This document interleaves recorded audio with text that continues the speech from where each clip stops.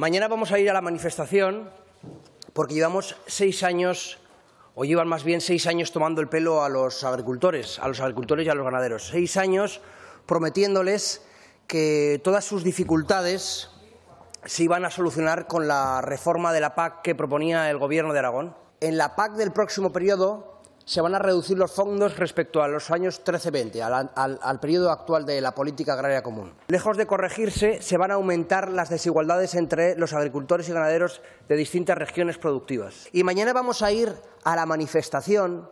El Partido Popular va a estar presente porque llevamos 6 años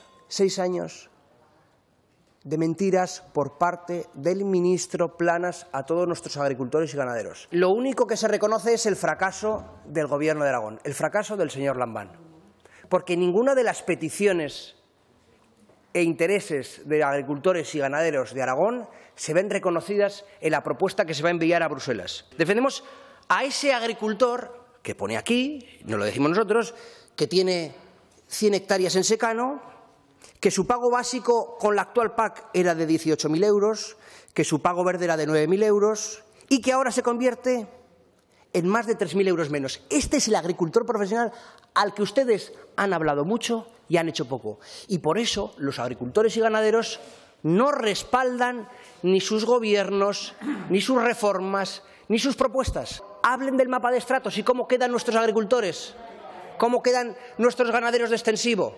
Díganme si se van a ver beneficiados o no los ganaderos de ovino. Esos 56 euros que necesitan promedio como mínimo, díganme si lo van a obtener.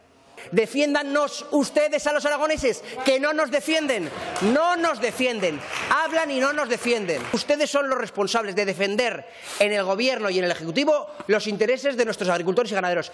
Y como nos han abandonado, mañana estaremos todas las organizaciones agrarias, los cooperativistas y el Partido Popular enfrente de este Gobierno que desatiende a nuestro mundo rural, a nuestros agricultores y a nuestros ganaderos. Muchas gracias.